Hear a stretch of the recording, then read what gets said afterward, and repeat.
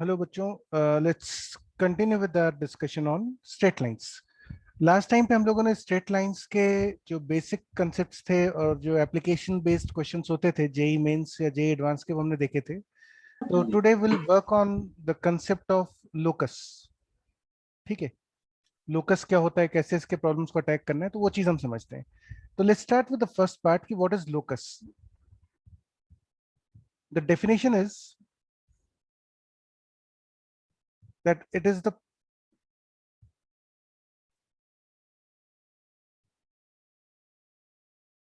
path traced by a point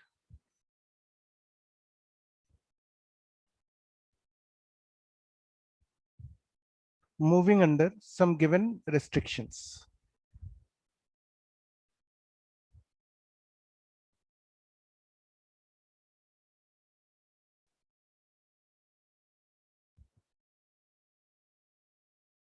ठीक है, तो locus is defined as the path traced by a point moving under some given restrictions.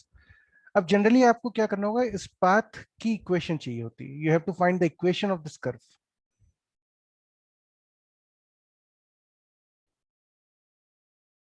This is what we actually need from here. Locus में ये चाहिए होगा। तो जो strategy होती है बहुत सिंपल सी है। The first step is step one.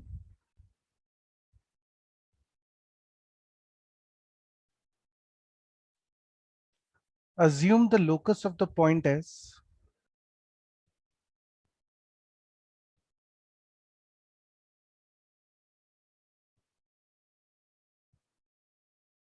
P H comma के, मतलब जिस पॉइंट का लोकस चाहिए उसको सीधे एच कॉमा के मान लीजिए। अगर एच के ऑलरेडी चल रहा है क्वेश्चन में कहीं और दिया हुआ है आपको, तो you can use some different variables like alpha beta और p comma q etcetera. But most of the time we start with h comma k. जो मेन चीज है वो ये है कि जिस पॉइंट का लोकस चाहिए उसको सबसे पहले एच कॉमा के मान लीजिए। Step two, try to find the relation between find a relation between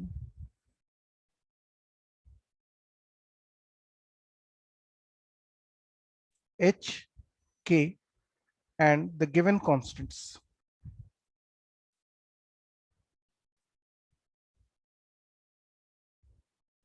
Now to find a relation between h, k and given constants, ये कैसे कर सकते हैं कैलकुलेट। तो इसके लिए बच्चों जो हमने कोऑर्डिनेट ज्योमेट्री के फॉर्मूलाज पढ़े उनकी जरूरत पड़ सकती है। मतलब let's not write it as step 3।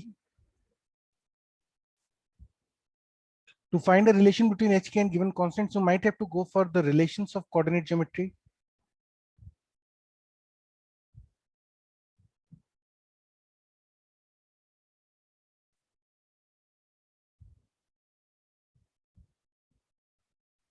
Then you might have to use some simple geometry,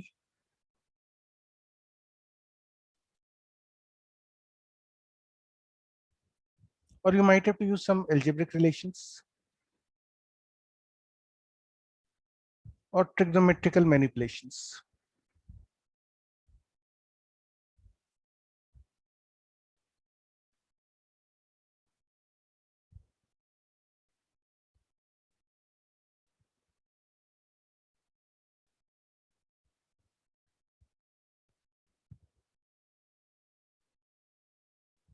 ठीक है ना। तो आपको जो एच के में और गिवन कॉन्स्टेंट्स में रिलेशन निकालेंगे उसके लिए आपको इन चीजों की जरूरत पड़ सकती है। Relations of coordinate geometry like section formula, distance formula, centroid का फॉर्मूला, ऑर्थो सेंटर, इन सेंटर, स्लोप्स के बीच में रिलेशन। ठीक है, फैमिली ऑफ कर्व्स, इन सब की जरूरत पड़ सकती है आपको जो रिलेशंस कोऑर्डिनेट ज्योमेट्री में आप पढ़ते हैं। सिंपल ज्योमेट्री की जरूरत पड़ सकती है, similar triangles, area of the triangle, इन सब फॉर्मूलाज की जरूरत पड़ती है। एल्जेब्रिक और ट्रिग्नोमेट्रिकल एक्सप्रेशंस को मैनिपुलेट करना आपको आना चाहिए, लेकिन eventually you have to obtain a relation between h k and given constants, जहां पे एच कॉमा के उस पॉइंट का कोऑर्डिनेट आपने अज्यूम किया था, इसका लोकस चाहिए था क्वेश्चन में। स्टेप 3, एलिमिनेट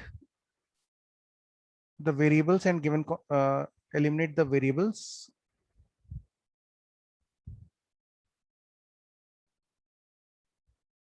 ठीक है, जो वेरिएबल्स बच्चों दिए हैं क्वेश्चन में उनको एलिमिनेट करना होता है। And step 4,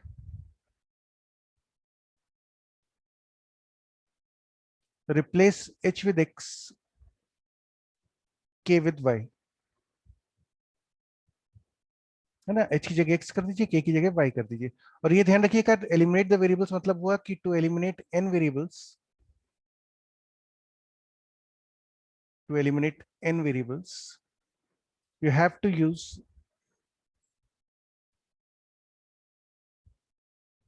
you require n+1 relations. तो इसलिए कोशिश ये करिएगा क्वेश्चंस में कि आप अपनी तरफ से कम चीजों को अज्यूम करें, क्योंकि ध्यान रखिए जो चीज आप अज्यूम करेंगे वो भी एलिमिनेट करनी है। And in case you assume 3 parameters from your side, and suppose one parameter is given by examiner, so that makes a total of 4 parameters, and to eliminate 4 parameters you require 5 relations. And then finding those 5 relations, manipulating those 5 relations is not very easy. It is generally a time taking process. So what you have to do is assume as few number of variables as possible from your end. अपनी तरफ से प्रयास करिए कम से कम चीजों को assume करने का। बस ये h कॉमा k एलिमिनेट नहीं करना होता, बाकी सब आप जो अज्यूम करोगे वो हटाना पड़ता है क्वेश्चन में। तो चलिए let's look at some examples now, how do we use them in the problems. तो चलो बच्चों, first question is to find the locus of the centroid of the triangle ABC if B and C have the coordinates 1, 1, 4, 2 and A lies on the line y equal to x plus 3।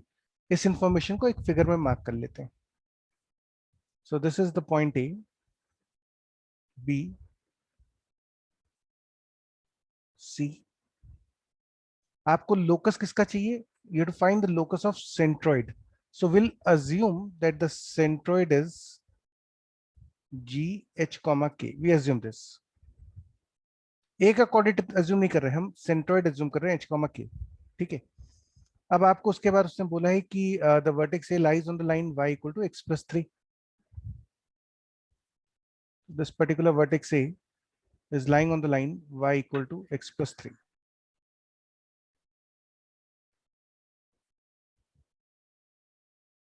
ठीक है। अब देखो कैसे करेंगे। Let's say the coordinate of a is t comma t plus 3। Now assume obviously मैंने number of variables कम से कम रखे, instead of assuming the point a as alpha comma beta I am assuming it as t comma t plus 3। Parametric coordinates का जितना इस्तेमाल करेंगे उतना बेहतर होता है किसी भी चैप्टर में। Try to have as few variables as possible in any chapter. ठीक है। तो t comma t plus 3 assume करा depending upon the line on which the point a lies। now applying the formula for centroid, 3h is equal to t plus 5 first equation, 3k is equal to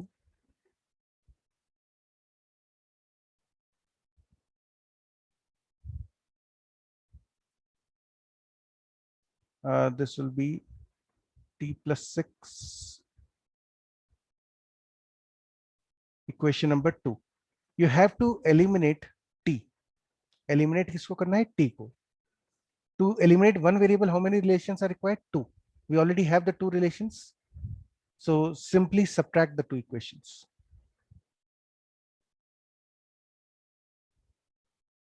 and this is a relation between hk and the constants। But final step, replace h with x, k with y,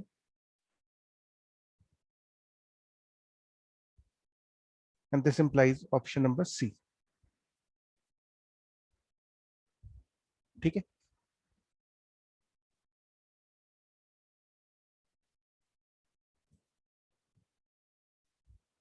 चलिए let's look at the second problem। find the locus of the midpoint of the intercept between the axis of the variable line x cos alpha plus y sin alpha equal to p, where p is a constant। तो बच्चों there is a straight line, let's say it meets the x and y axis in A and B। so you have to find the locus of the midpoint of this segment, let's say the locus is M h comma k, where M is the midpoint of the portion of the segment intercepted between the coordinate axis, यानी AB का midpoint is M। अब यदि M का coordinate h comma k है, I assume that the point A is A comma 0 We assume that the point B is 0 comma B. So using the section formula, A is equal to 2H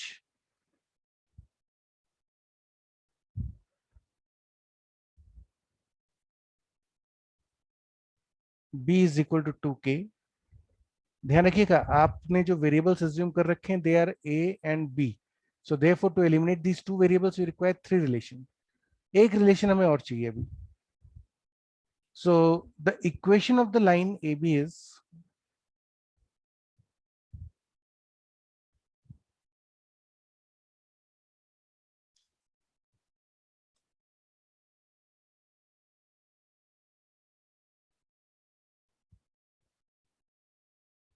which implies A और B की value put कर देते हैं.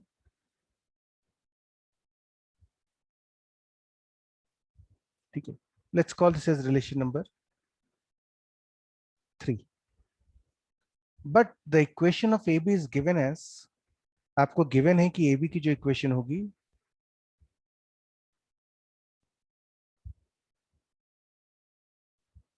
it is x cos alpha upon P plus y sin alpha upon P equal to 1. मैंने जानबूझ के, चलो उसको वैसे ही छोड़ दो जैसा दिया था.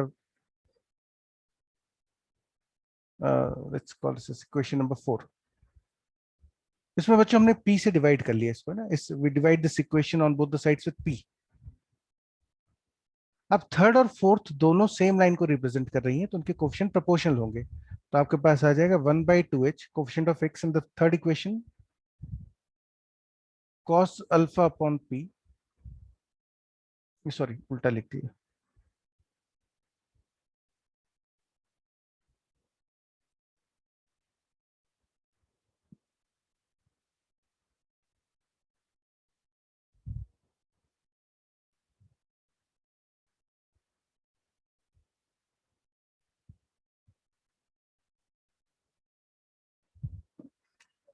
वन बाई टू एच और यहाँ पे डिनोमिनेटर में आएगा p बाई कॉस अल्फा.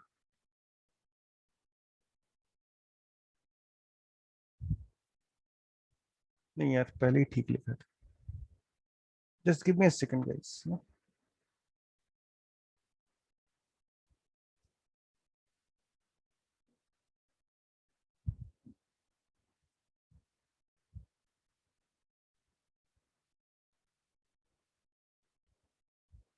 चलो, comparing the coefficients of x y and constant from third and fourth. ध्यान रखिए, अगर दो लाइंस सेम, मतलब दो अलग अलग इक्वेशन सेम लाइन को रिप्रेजेंट करती हैं तो उनके कोफिशिएंट्स प्रोपोर्शनल होते हैं. तो यहाँ पे देखिए x का कोफिशिएंट ऊपर वाली में कितना आएगा 1/2h और सेकंड वाले में आएगा cos alpha upon p. This must be equal to y का कोफिशिएंट 1/2k थर्ड इक्वेशन में और फोर्थ में it is sin alpha upon p and this is equal to 1/1. मुझे एलिमिनेट क्या करना है? You have to eliminate alpha, है ना. p कांस्टेंट गिवन है आपको. You are given that p is a constant. So in this relation you have to eliminate alpha. To eliminate alpha I require two relations. तो अब देखिए, एक तो बच्चों आपके पास आ जाएगा cos alpha equals p upon 2h first और third को लेकर, and the other relation is sin alpha equals p upon 2k. Now using the fact that sin square alpha plus cos square alpha is 1,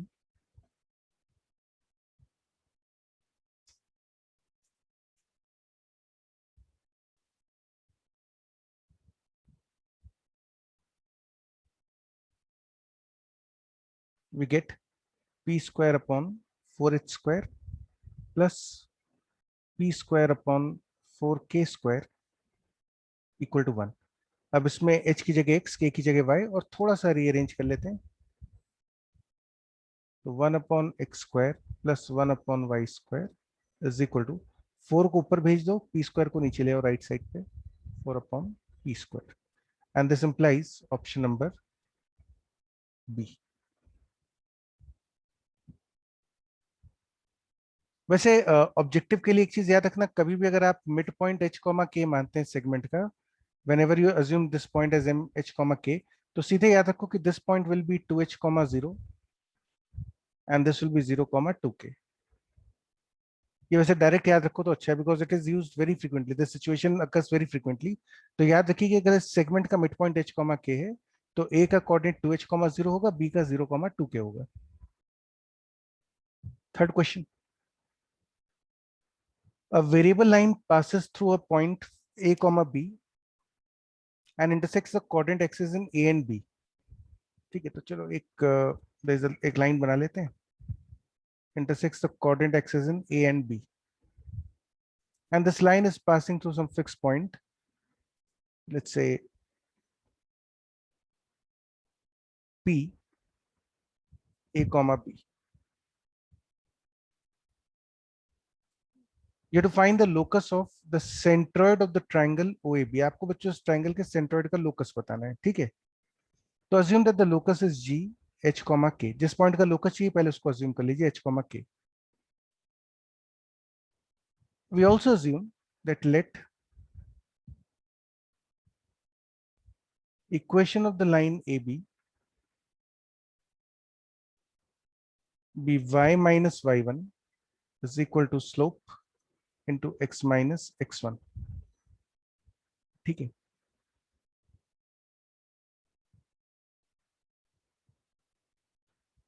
this is the equation of the line A B.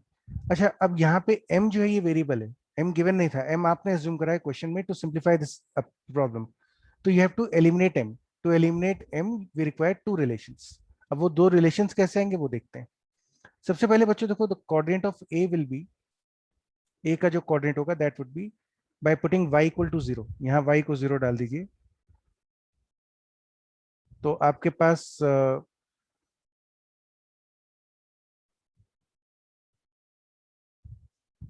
Minus b by m is equal to x minus a है ना. you'll get this condition. तो the value of x coordinate will be a minus b upon m comma 0. इसी तरह से coordinate of b can be obtained by putting x equal to 0 in equation number 1. If you put x equal to 0, you get b minus m into a, and origin is of course 0 comma 0. So using the formula for centroid of the triangle OAB, we get 3h is equal to a minus b upon m. Therefore, b upon m is equal to a minus 3h. इसी तरह से from the y coordinate you get 3k is equal to b minus ma, and therefore m into a is equal to b minus 3k. Relation number 3. We were supposed to eliminate m. To eliminate m we require two relations. We have obtained the two equations, second and third. आपको m eliminate करना है, simply multiply these two equations.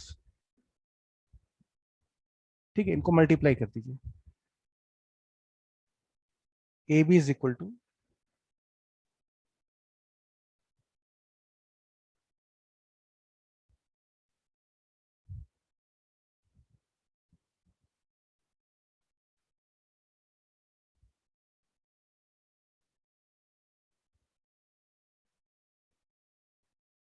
Three का factor भी cancel कर देते हैं, तो you get a k plus b h minus 3hk equals to 0. And then the final step is you have to replace h with x, k with y, bx plus ay minus 3xy equal to 0, which matches with the first option. Simple है, मतलब जिस point का locus चाहिए उसको h comma k मानिए. Find a relation in terms of h k and the given constants. जो variables आपने assume करे उनको एलिमिनेट कर दीजिए. To eliminate n variables we require n plus 1 relations. Question number 4. Consider a triangle ABC whose vertices are A, B, C. ठीक है, तो -2, 1, b is 1, 3, and this is a variable point c x, y, और आपको बच्चों दिया है कि area of the triangle ABC is constant. Area of the triangle ABC is constant to find the locus of point C. ठीक है, तो अब सोच के देखो, अगर हम इस ट्राइंगल एबीसी की बात करें, now think about this carefully. मैं एक अलग अप्रोच ले रहा हूं बिल्कुल. The base of the triangle AB is fixed, है ना. ट्राइंगल का ये बच्चों, ये जो बेस है ये तो फिक्स है. ये तो डिस्टेंस फॉर्मूला से फिक्स कर दिया इन्होंने कि भाई ये हाइट आपकी जो हो सकती है, this base AB can be 9 + 4 √13. तो ये तो फिक्स हो गया आपका √13. Area of the triangle is also fixed. आपको दिया area of the triangle ABC is constant value. ठीक है, तो एरिया भी कांस्टेंट है, बेस भी कांस्टेंट है.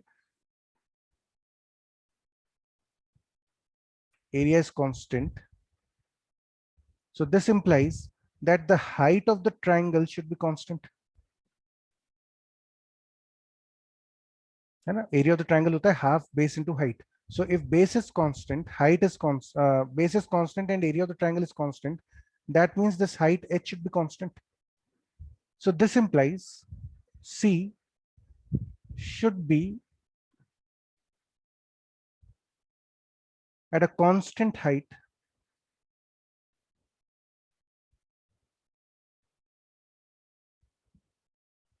from the base.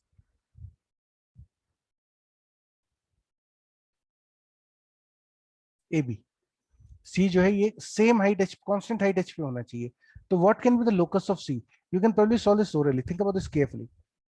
अगर बच्चों पॉइंट C एक लाइन पे मूव करे and this line is parallel to AB, just think about this carefully.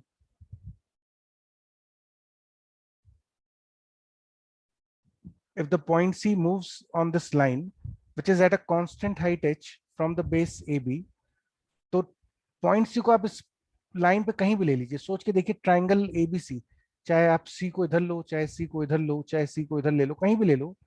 In all the cases area of the triangle ABC1 और ABC2 और ABC3, all these areas would be identical. Why? Because in सब triangles का base equal है, height equal है. अच्छा, जरूरी नहीं है कि पॉइंट सी जो है वो ए बी के राइट साइड पे हो. ये भी हो सकता है कि point C is on the left side of A B. आप इधर भी बना सकते हो इस लाइन को. Point C can also travel on this line L1 as well as on the line L2, and L1 and L2 are both parallel to AB, and both the lines are at a same distance h from AB. So the answer should be, therefore the locus of P is actually a pair of lines.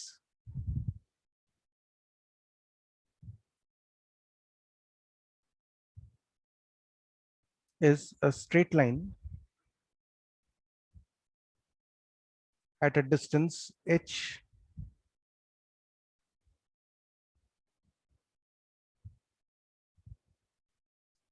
and parallel to AB. दो lines possible हैं, तो the most appropriate answer should have been a pair of lines. But ठीक है, तो correct answer वैसे तो pair of lines होना चाहिए था, pair of straight lines. And therefore the most appropriate option as in the given options is A. लेकिन दो लाइंस पॉसिबल है, एक L1 और एक L2. इसमें हमने कोई फॉर्मूला नहीं लगाया, हमने इसको सीधे इंटरप्रेट कर दिया. प्रॉब्लम नंबर 5 पे चलिए.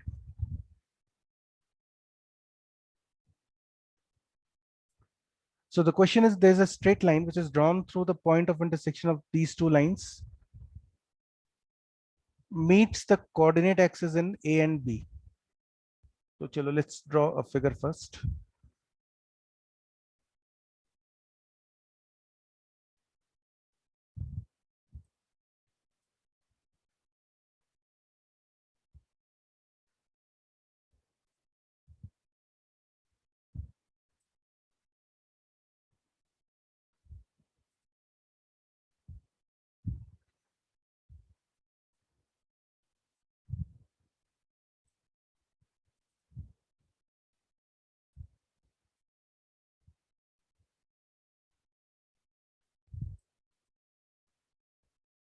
तो बच्चों एक लाइन आपको दी है which is intersecting the coordinate axis in A and B. तो suppose this is the line. आपको क्या करना है? To find the locus of the mid point of A B, point M h comma k. आपको इसका locus बताना है। आपको ये गिवन है कि this line A B passes through the point of intersection of these two lines x upon a plus y upon b equal to 1 and x upon b plus y upon a equal to 1। ठीक है, सबसे पहला काम ये करिए कि point m का locus मान लीजिए h comma k। So therefore the coordinate of a becomes 2h comma 0 and 0 comma 2k। ये b का कोऑर्डिनेट हो गया जैसे अभी बताया था आपको फर्स्ट एग्जांपल में। ठीक है, तो this become 0 comma 2 2h comma 0। So the equation of the line ab becomes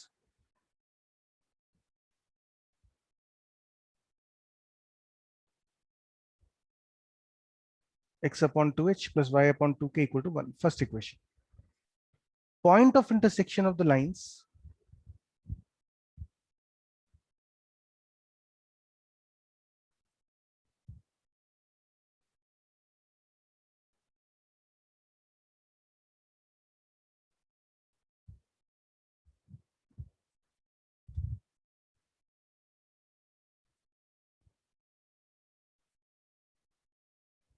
इन दोनों का बच्चों पॉइंट ऑफ इंटरसेक्शन कितना आ जाएगा? दैट वुड बी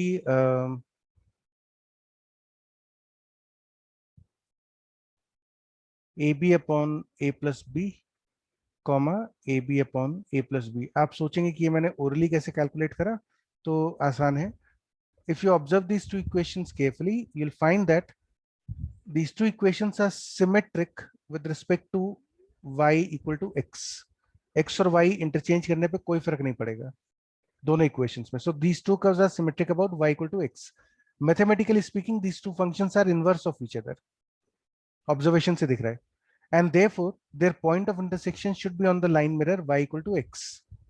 तो हमने किसी भी इक्वेशन में y को x डाल दीजिए, you get x upon a plus x upon b equal to 1, take the LCM, you get the answer। ठीक है, तो this is the point of intersection, we call this point of intersection as p।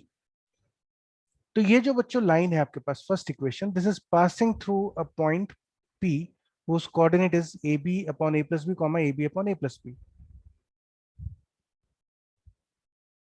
तो equation 1 passes through the point p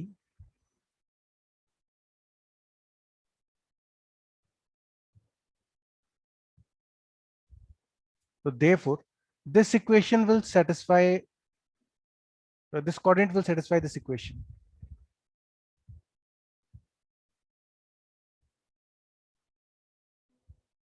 1 by 2h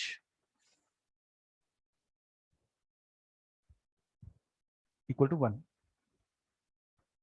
थोड़ा सा cross multiply कर लेते हैं या चलो थोड़ा और simple, a b upon 2 times a plus b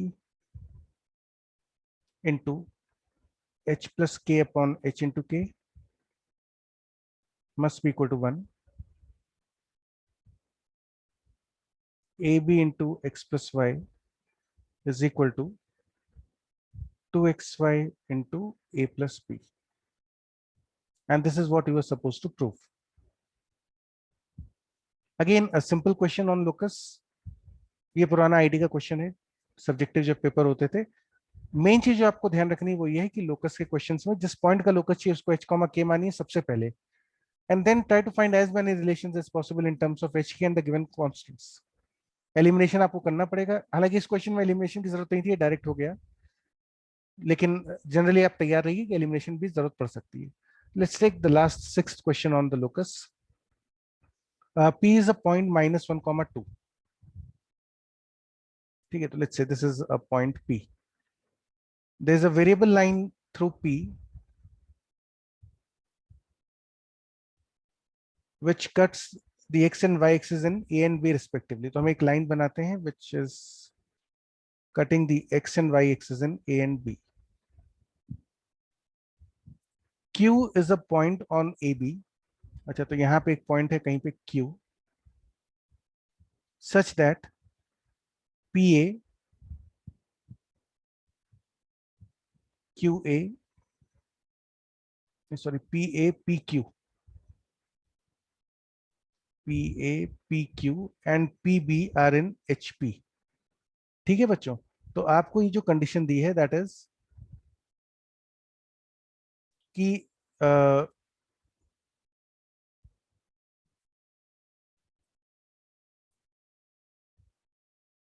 P A, P Q, P B, ये तीनों डिस्टेंसेस एचपी में। You to find the locus of the point Q.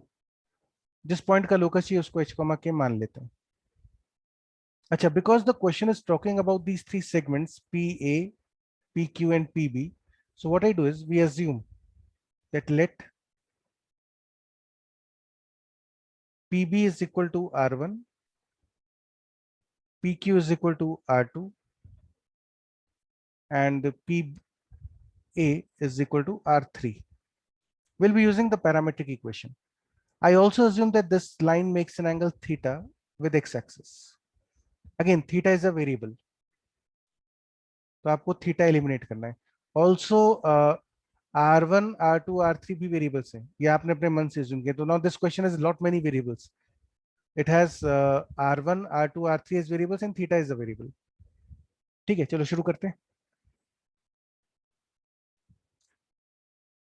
तो बच्चों ये डिस्टेंस है R1 और B पॉइंट जो है वो P पॉइंट से R1 दूरी पर है।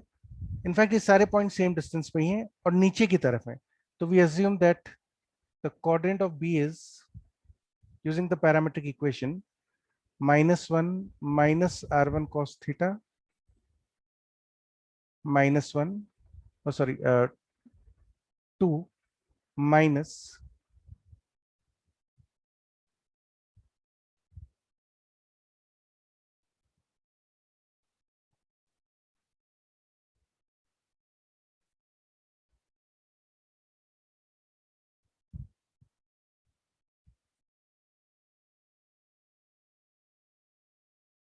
To minus R1 sin theta। ठीक है, but B lies on y axis, so therefore you get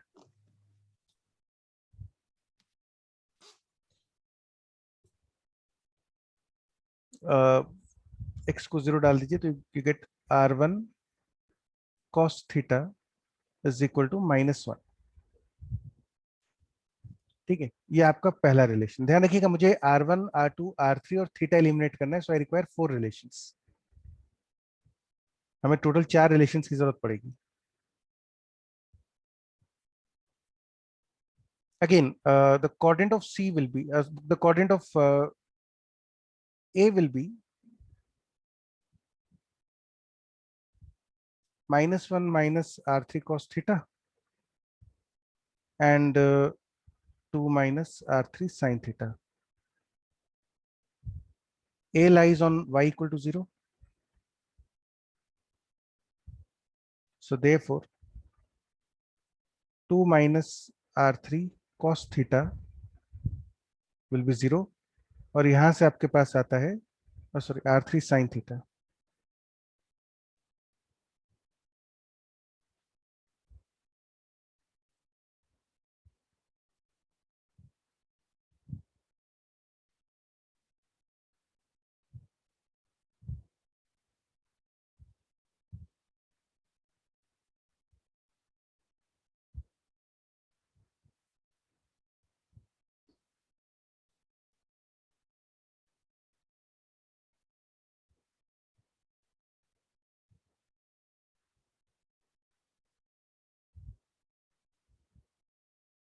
तो बच्चों साइन थीटा यहां से R3 sin थीटा की वैल्यू आ जाती है आपके पास 2। इक्वेशन नंबर 2 हो गई है। Now the coordinate of Q will be, because it is at a distance of R2 from P, so ये हो जाएगा -1 plus R2 cos theta 2 minus R2 sin theta, and this is equal to h comma k, so therefore -1 plus R2 cos theta is equal to h 2 minus R2 sin theta is equal to k, equation number 4th। चार equations आ गई. We still require one more equation. Now we use the fact that PA, PQ and PB are in HP. So therefore this means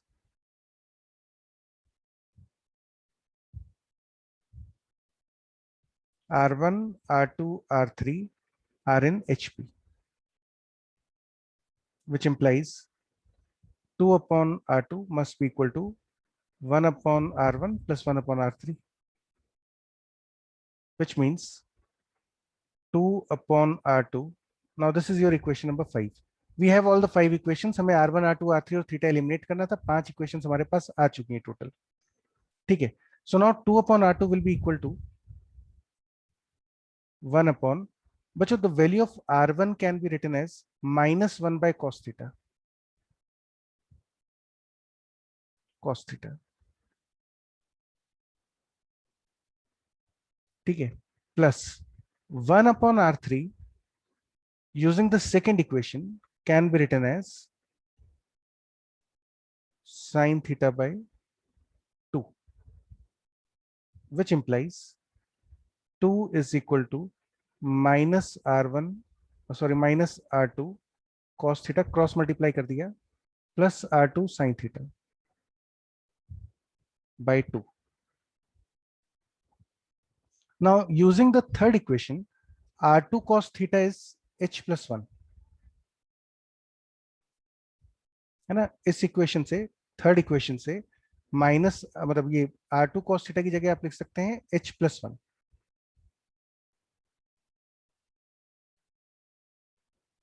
and using the fourth equation, R2 sin theta की जगह आप लिख सकते हैं 2 minus k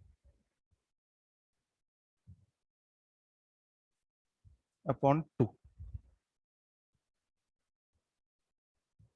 ठीक है, थोड़ा simplify कर लीजिए इसको.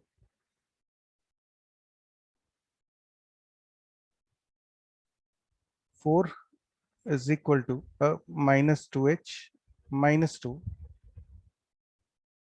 plus 2 minus k. अच्छा, अपन ने कुछ गड़बड़ करी क्या प्लस माइनस की?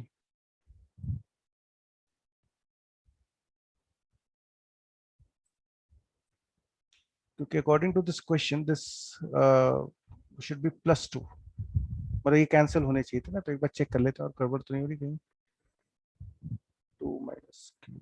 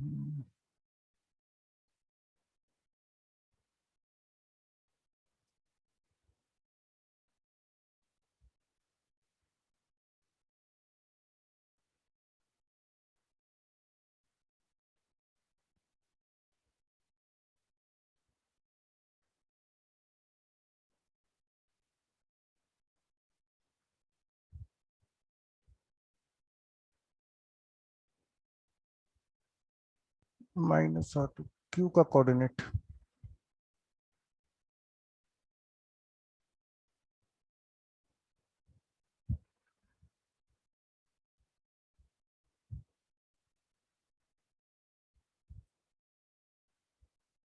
हाँ, सही कह रहे हो बेटा.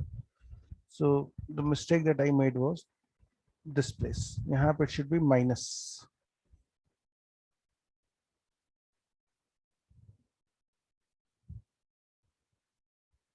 यहाँ बच्चों माइनस साइन आएगा. इसकी वजह से आपका यहाँ पे माइनस साइन आ जाएगा. You get a negative sign here. इसकी वजह से जब आप वैल्यूज पुट करेंगे तो instead of minus r two cos theta it should be plus h plus 1. On taking the LCM this become plus 2h plus 2. हाँ अब सही है. तो you get k is equal to plus 2h यानी y is equal to 2x. This is what the result was. This was what we are supposed to prove. So the locus is y equal to 2x. तो ठीक है, ठीक. I made a mistake in at this stage, so sorry about it. तो ये बच्चों locus से कुछ questions है. ये JEE again this JEE mains level, JEE advance के लिए थ्योरी हमको नहीं चाहिए होगी, लेकिन we require some more techniques to solve the questions. तो वो फिर हम एडवांस के समय बाद में देख लेंगे. अभी फिलहाल मेंस में तो आपका इससे काम चल जाएगा. एडवांस का भी चल जाएगा. एडवांस का भी क्वेश्चंस मतलब आते तो इसी लेवल के ही है. सिक्स्थ क्वेश्चन थोड़ा सा टफ है, बाकी तो questions were easy. Now let's move to the next discussion, that is the pair of straight lines. इस पे किस तरह की चीजें आपको याद रखनी है. बहुत ज्यादा सिग्निफिकेंट चैप्टर नहीं है. इसकी कुछ चीजें हम लोगों ने ऑलरेडी क्वाड्रेटिक इक्वेशन में पढ़ी हुई हैं. डायरेक्ट क्वेश्चंस भी इसमें बहुत कम आते हैं, स्टैंड अलोन क्वेश्चंस कम होते हैं. तो let's briefly revise the theory जो हमको याद रखनी है इस चैप्टर में. ठीक है. तो बच्चों सबसे पहले तो ये ध्यान रखिएगा कि ये जो इक्वेशन होती है ax square plus b 2hxy plus by square equal to 0, this particular equation, it always represents a pair of lines passing through the origin. It will always represent the pair of lines passing through the origin. ठीक है. लेकिन अब हो सकता है कि ये जो पेयर ऑफ लाइंस है ये डिस्टिंक्ट और रियल हो. If h square is greater than ab, now h square is nothing but, अगर आप इसका डिस्क्रिमिनेंट चेक करोगे, discriminant of this homogeneous equation, that would be b square minus 4ac. ये इसका डिस्क्रिमिनेंट आता है. तो यदि h square greater than ab है तो डिस्क्रिमिनेंट पॉजिटिव होगा. And the equation has distinct and real roots, which means कि ये जो लाइंस, ये पेयर ऑफ डिस्टिंक्ट लाइंस होंगी. h square equal to ab, discriminant is 0, मतलब the lines are coincident. The lines are coincident.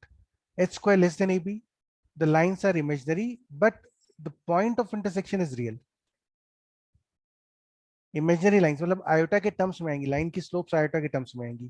Practically these lines do not exist. अगर आप इनको coordinate geometry में प्लॉट करेंगे तो imaginary lines you can not visualise them in the coordinate geometry, but their point of intersection can be visualised, that is 0,0. So this is a homogeneous equation of degree 2 and it will represent, always represent a pair of lines passing through the origin. ठीक है. ये बच्चों आपको ध्यान रखना है.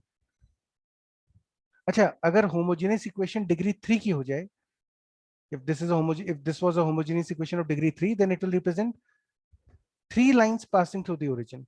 और actually उन 3 लाइंस को आप कैलकुलेट भी कर सकते हो. यहाँ पे अगर हम इन लाइंस की बात करें, if I talk about these lines in this particular case, so that would be like y minus m1x,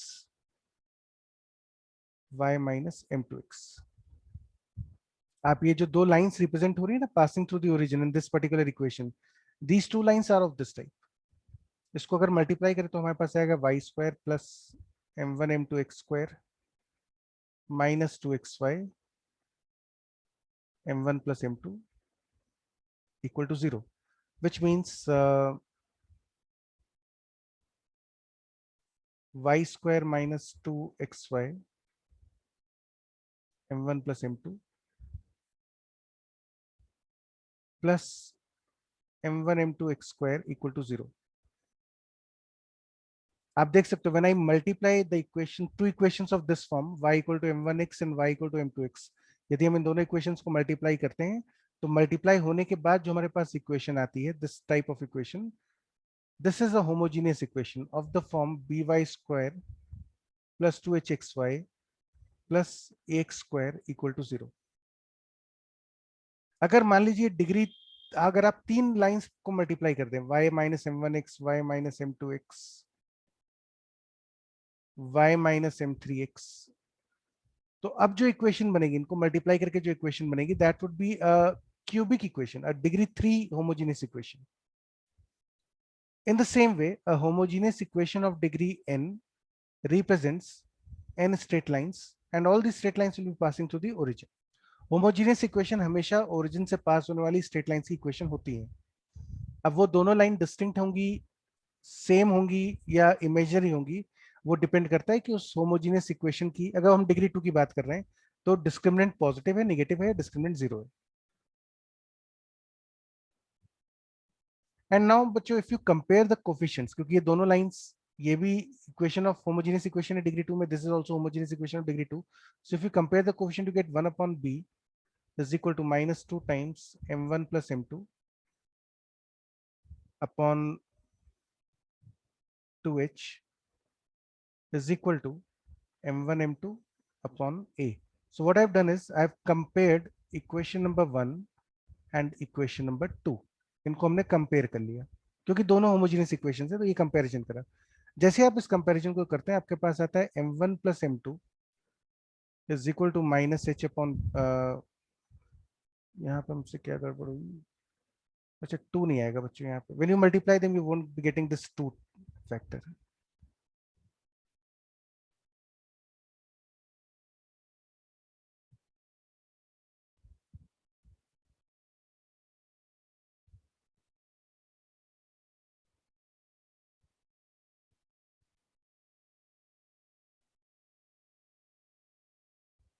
नहीं, ये 2 का फैक्टर नहीं आएगा.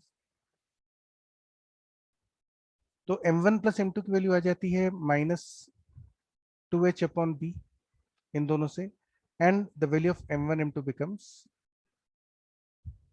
a upon b. This is again a very important formula कि किसी भी होमोजेनियस इक्वेशन ऑफ डिग्री 2 में if y equal to m1x and y equal to m2x with the two equations represented by ax square plus 2hxy plus by square equal to 0, then m1 plus m2 is minus 2h upon b and m1 m2 is a upon b. ये बच्चों formula आपको याद होना चाहिए, it's very important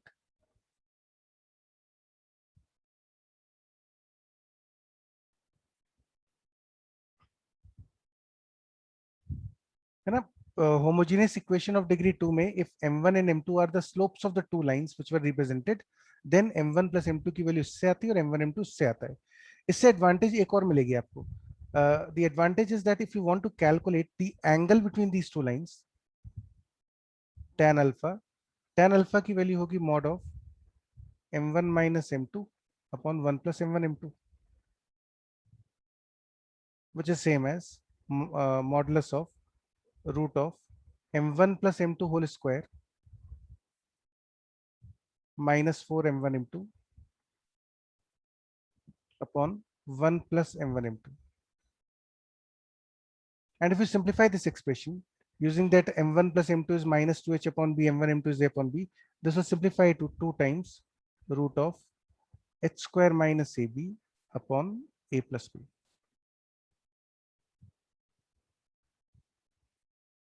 तो यहां से आपके पास थर्ड फॉर्मूला आता है that if theta is the acute angle between the pair of lines represented by x square plus 2hxy plus by square equal to 0, then the value of tan theta is given by this particular formula. ये एक और important formula है जो आपको याद रखना है.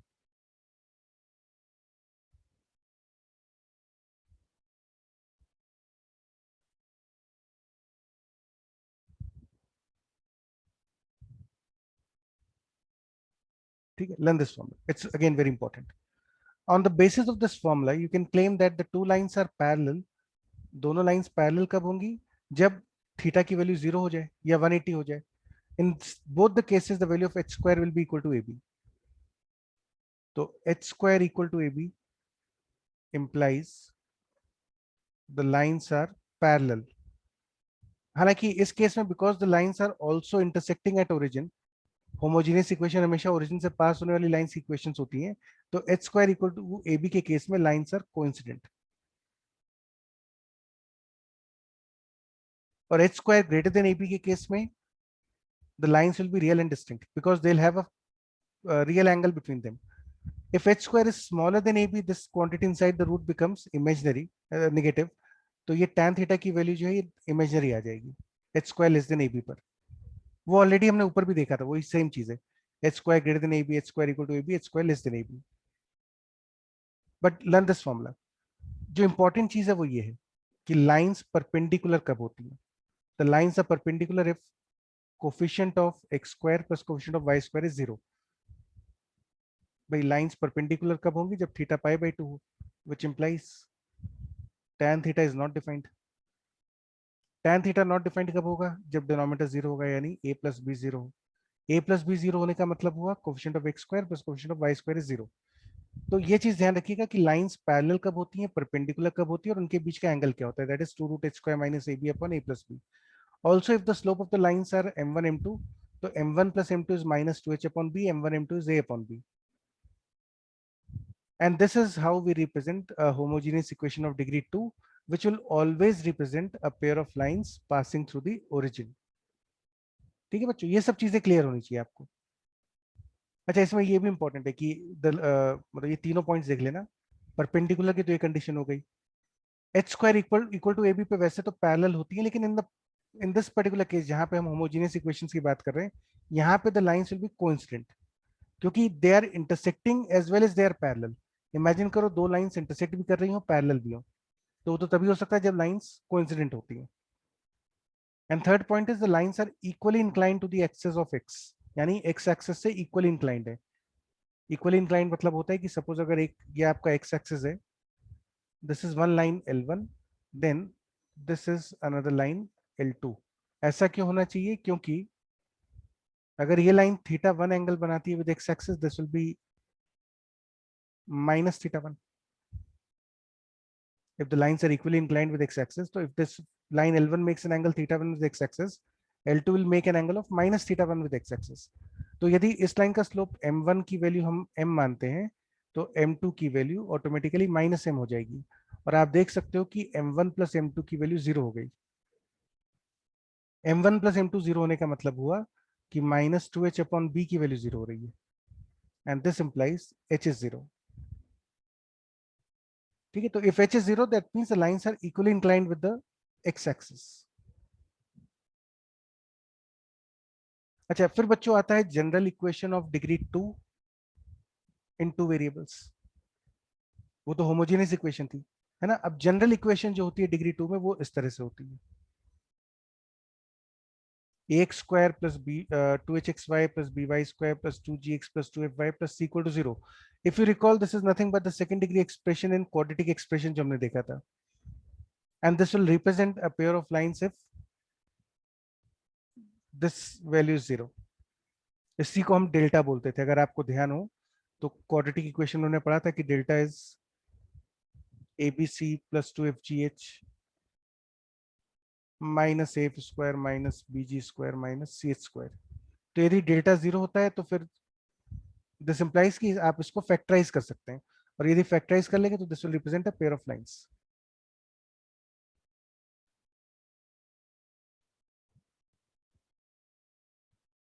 So this implies pair of straight lines। तो ये कंडीशन याद रखना, ये इंपॉर्टेंट है, वैसे याद होगी क्वाड्रेटिक में पढ़ी हुई हमारी। अच्छा, जो इंपॉर्टेंट चीज है बच्चों वो ये है कि the angle theta between the two lines represented by the general equation is the same as that between the two lines represented by its homogeneous part only। इसका मतलब क्या हुआ कि angle between the lines x square plus 2hxy plus by square equal to 0 and x square plus by square plus 2hxy plus 2gx plus 2fy plus c equal to 0। इन दोनों equations में जो m वाले formulas हैं, कौन कौन से थे, m1 plus m2 minus 2h upon B, वो दोनों में सेम होता है। It is true for homogeneous form as well as non homogeneous form. मैं लॉजिक बता रहा हूँ क्यों कर रहे हैं अपन ऐसा। m1 m2 is a upon b, फिर tan theta is angle between the two lines is again 2 root h square minus ab upon a plus b।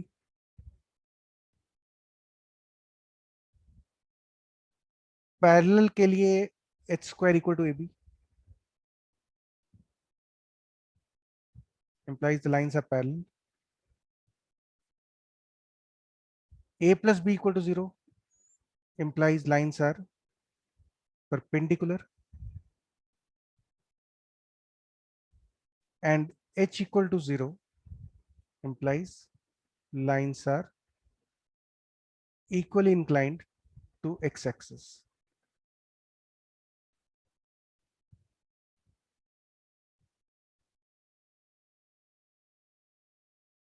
ठीक है, मतलब ये ध्यान रखिएगा m वाले जितने फॉर्मूलाज है वो दोनों में सेम होते हैं। अब देखते हैं इसके पीछे कारण क्या है। कारण बच्चों बहुत सिंपल है। The logic is the logic is that the slope or the angle between the lines is independent of the choice of origin.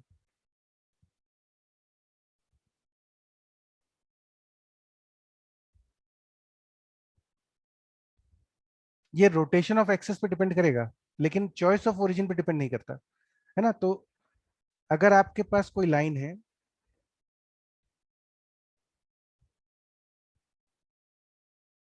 और एक लाइन इस तरह से, तो ओरिजिन आप कहीं भी ले लीजिए, ओरिजिन आप कैसे भी बना लीजिए, you are not allowed to rotate the axis, लेकिन ओरिजिन आप कहीं भी ले सकते हैं। तो बच्चों इन लाइंस के स्लोप पे कोई फर्क नहीं पड़ता। जैसे मान लीजिए अगर मैं नया कोऑर्डिनेट एक्सिस लेता हूं with some let's say green colour, तो सपोज अगर हम यहाँ पे इस तरह से बना दें इसको,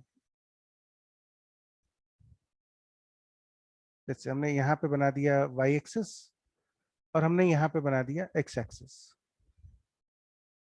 तो भी इन दोनों लाइन का स्लोप सेम रहने वाला है। The slope of the lines will be independent of the choice of origin. Origin यहाँ पर है चाहे यहाँ पर हो, कहीं पे भी हो, अगर आपने एक्सिस को रोटेट नहीं करा है तो लाइंस के स्लोप सेम रहेंगे। ग्रीन वाले कोऑर्डिनेट एक्सिस में भी ये लाइन थीटा 1 और थीटा 2 एंगल ही बना रही होगी विद एक्स एक्सिस। अब अगर आप इन दोनों लाइंस को ध्यान से देखेंगे, इन दोनों इक्वेशंस को, तो इन दोनों इक्वेशन में the only difference is the point of intersection. Homogeneous equation में the point of intersection is origin, यहाँ पे the point of intersection is some other point, let's say alpha comma beta.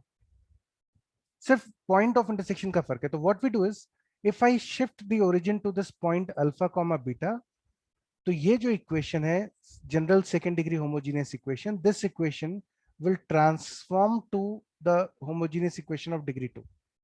अगर आप origin को shift कर देंगे alpha comma beta पे, तो ये इक्वेशन जो लिखी हुई है, this equation will get converted to the homogeneous equation of degree 2 only. ठीक है, तो इसी वजह से जो स्लोप वाले फॉर्मूलाज हैं वो सब में सेम है, and that is a big relief, because आपको बहुत ज्यादा फॉर्मुलाज नहीं याद रखने इसमें। एंगल का फॉर्मूला याद रखना है, m1 + m2 याद रखना है, m1 m2 याद रखना है, tan थीटा याद रखना है, पैरेलल परपेंडिकुलर की conditions, equally inclined with x axis की कंडीशन याद रखनी है, और बस बाकी तो लाइन सेपरेट करना एक आपको आना चाहिए। होमोजेनाइजेशन एंड, अच्छा बच्चों होमोजेनाइजेशन से पहले लेट्स टेक सम प्रॉब्लम्स, है ना, यहाँ तक का थोड़ा सा क्वेश्चंस करके देखते हैं, 2-3, फिर होमोजेनाइजेशन का कंसेप्ट सीखेंगे।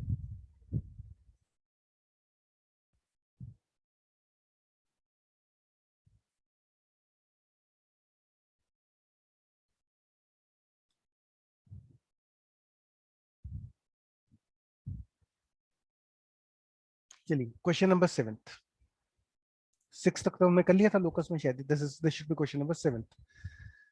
The equation represents 3 straight lines. तो आप देख रहे हो this is a homogeneous equation of degree 3, it has to represent 3 lines through the origin.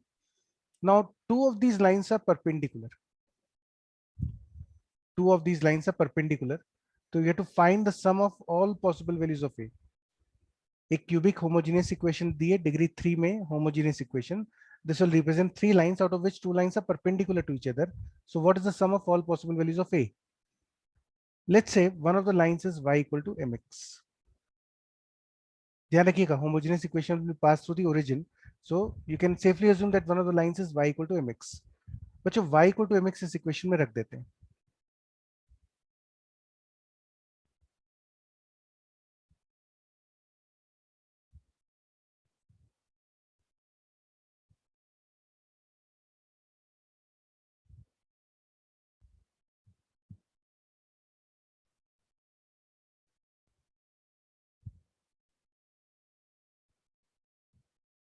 ठीक है, इस पूरे में से एक्स क्यूब कॉमन ले लीजिए, will get a cubic in m, 4m cube minus 3am²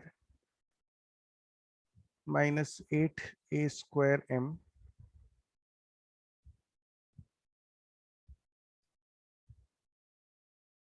the 4m cube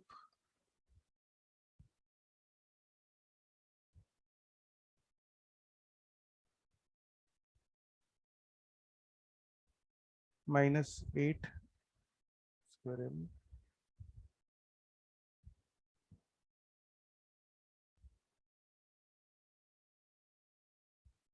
sorry, last वाले में बच्चों m नहीं आएगा ना, यहाँ पे एक्स क्यूब ही आएगा।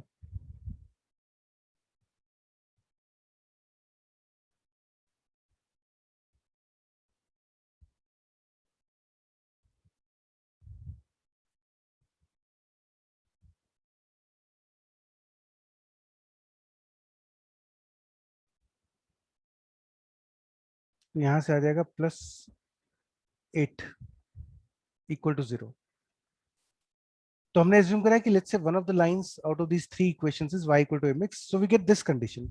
Now this is a cubic in m which has three roots m1 m2 m3, और ये बच्चों उन तीन लाइन की स्लोप्स हैं जो होमोजेनियस इक्वेशन रिप्रेजेंट कर रही है। Now you are given that two of them are perpendicular, so m1 m2 इज -1। Also, the product of the line slopes m1 m2 m3 using the Vitas theorem will be -2. So this implies that the value of m3 is 2. Now m3 will satisfy this equation 1. By m3 is the root of this equation, so it has to satisfy this equation. To put m equal to 2 in this particular equation to obtain 32 minus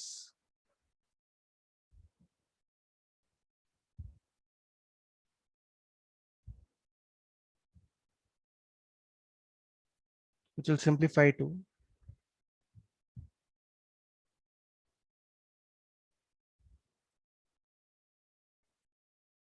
4 से divide कर दीजिए।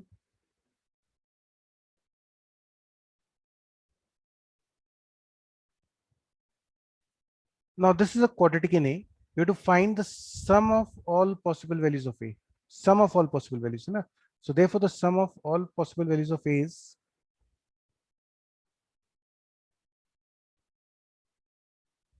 minus B by A, and that gives you option number B. तो straight forward question है।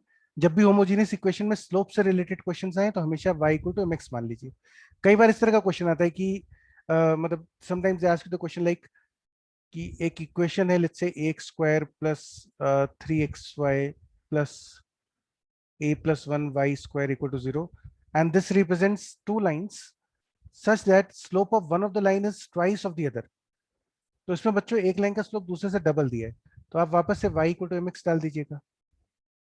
You get a quadratic in m, m में quadratic आ जाएगी। उस quadratic के दो रूट्स होंगे m1 एंड 2m1। जैसा क्वाड्रेटिक में आप एलिमिनेशन करते हैं तो उससे क्वेश्चन सॉल्व हो जाता है, ठीक है। तो be prepared for this simple kind of questions which are essentially based on the theory of equations, लेकिन उनकी फ्रेमिंग देख के ऐसा लगता है कि वो स्ट्रेट लाइन से क्वेश्चंस है, but the main concept involved is the theory of equations part.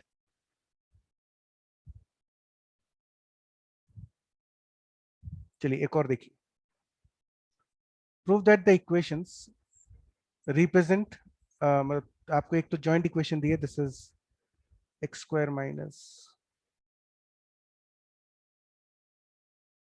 और एक और लाइन दी है x plus y equal to 1, और आपको प्रूव करना है कि ये तीनों लाइंस मिलकर एक इक्विलेटरल ट्रायंगल बना रहे हैं, and you also find the area of the triangle, ठीक है। तो बच्चों सबसे पहले एक काम करते हैं, let's separate this two equations, y² minus 4xy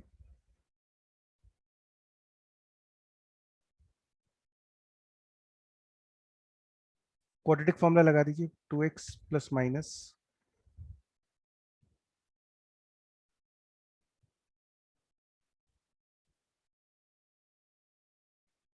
upon 2a,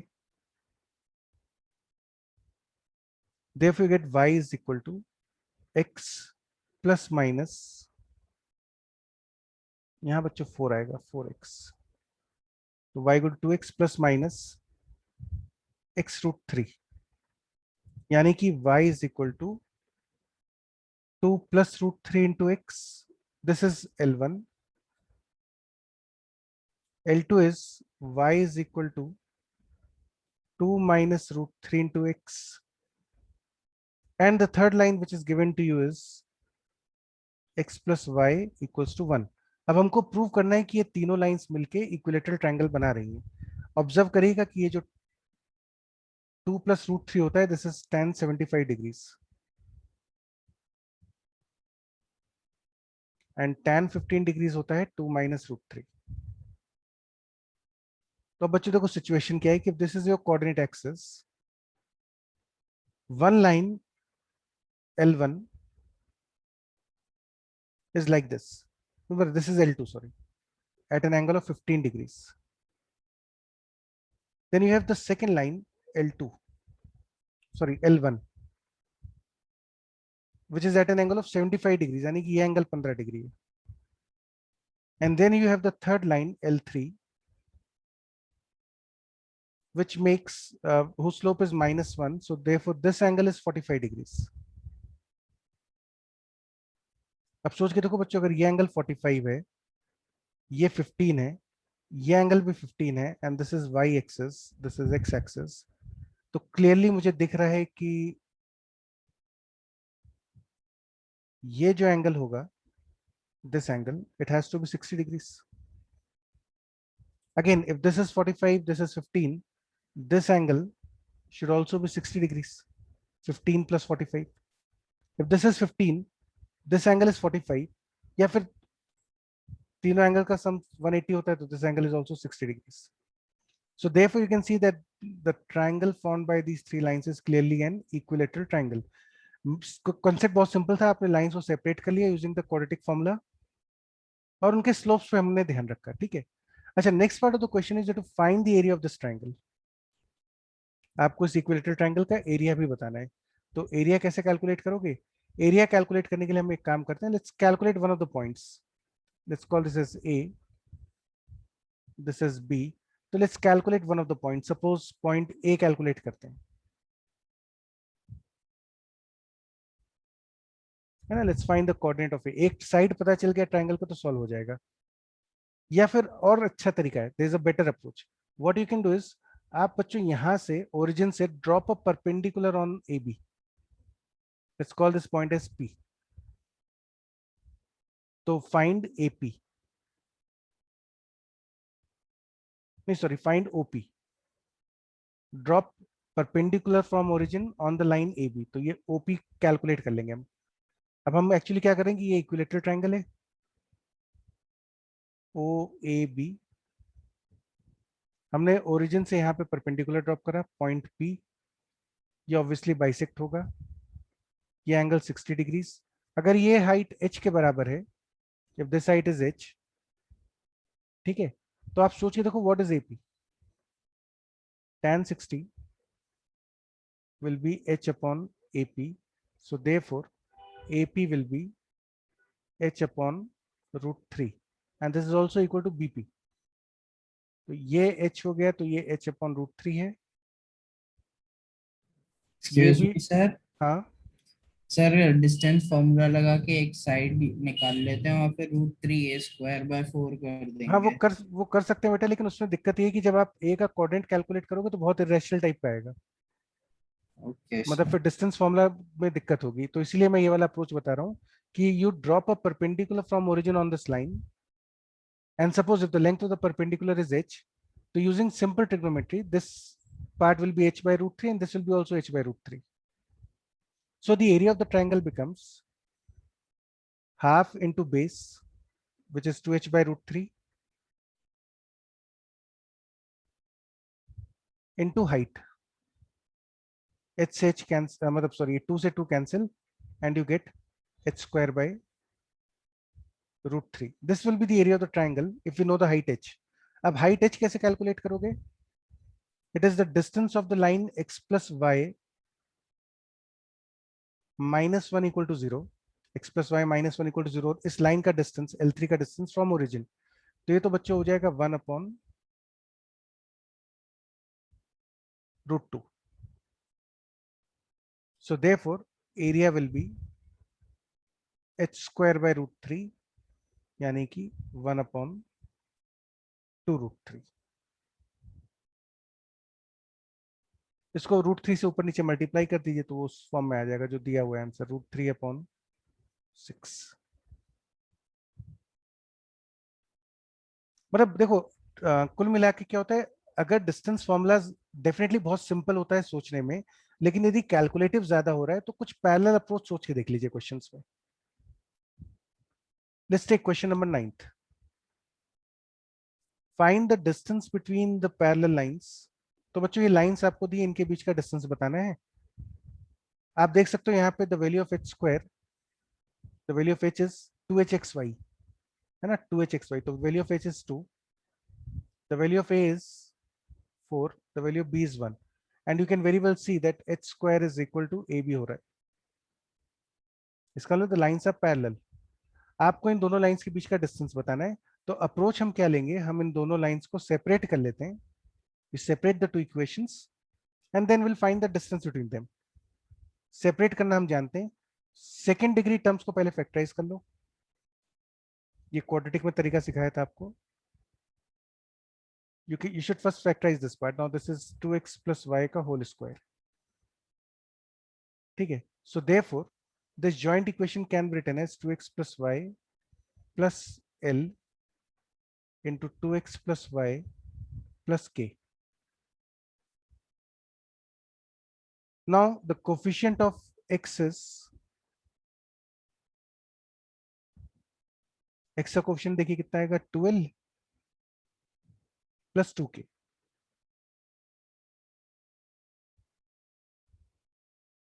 And this is equal to -6. So therefore you get L plus k is -3.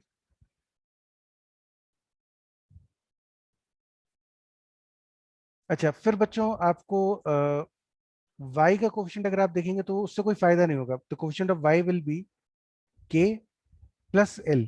So you get k plus L is -3, which we have already obtained. Now the third equation is constant term. L into k must be -4. So probably from these two equations you'll get L is equal to -4 and k is equal to 1, और vice versa, उल्टा भी ले सकते हो, वो आपकी मर्जी है. ठीक है. L equal to -4, k equal to 1, तो ये ले लेते हैं हम. अब therefore the lines are 2x plus y -4 equal to 0, L1, 2x plus y plus 1 equal to 0, which is L2. और अब आपको इन दोनों के बीच का डिस्टेंस बताना है. Distance between the two parallel lines is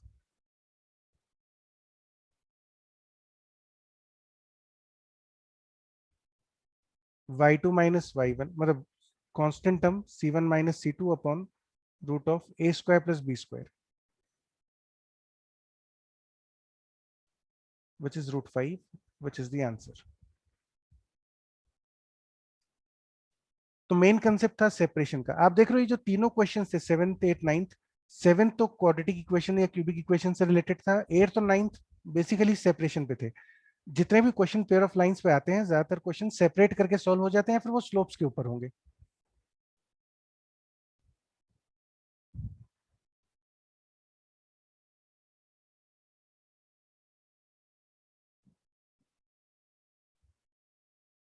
अच्छा, अब बच्चों एक वो तरीका सीख लेते हैं, होमोजेनाइजेशन, है ना, जो बच रहा था अपना होमोजेनाइजेशन. ये कंसेप्ट थोड़ा सा इंपॉर्टेंट है और इसकी हर चैप्टर में जरूरत पड़ती है. दिस इज वेरी इंपॉर्टेंट, है ना. This concept will be required in all the chapters. Circles, parabola, ellipse, hyperbola, हर जगह जरूरत पड़ती है इसकी. तो होमोजेनाइजेशन का मतलब क्या होता है? होमोजेनाइजेशन मतलब ये है, सपोज अगर आपके पास कोई कर्व है, let's say you have a curve something like this, कुछ भी बना देते हैं. एक हमने ऐसे कर्व बना दिया. This is a second degree curve.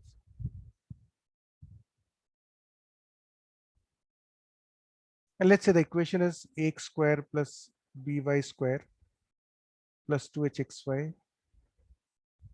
2gx plus 2fy plus c equal to 0 है ना। सपोज ये इस कर्व की इक्वेशन है। अब इमेजिन करो there is a line L which will intersect the curve at 2 points.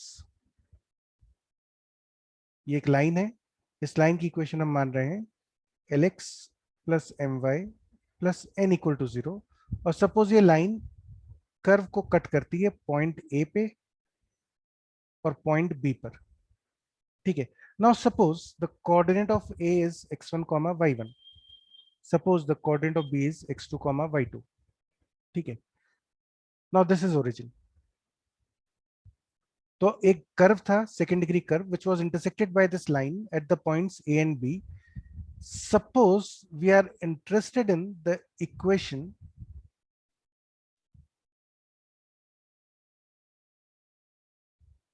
O B, हमें O B line की इक्वेशन चाहिए और हमें ओ ए लाइन की इक्वेशन भी चाहिए। We are interested in the joint equation of O A and O B. A और B कौन से पॉइंट्स हैं? O and O B are the pair of lines passing through the origin which join the intersection point of the line L and the second degree curve given by this equation.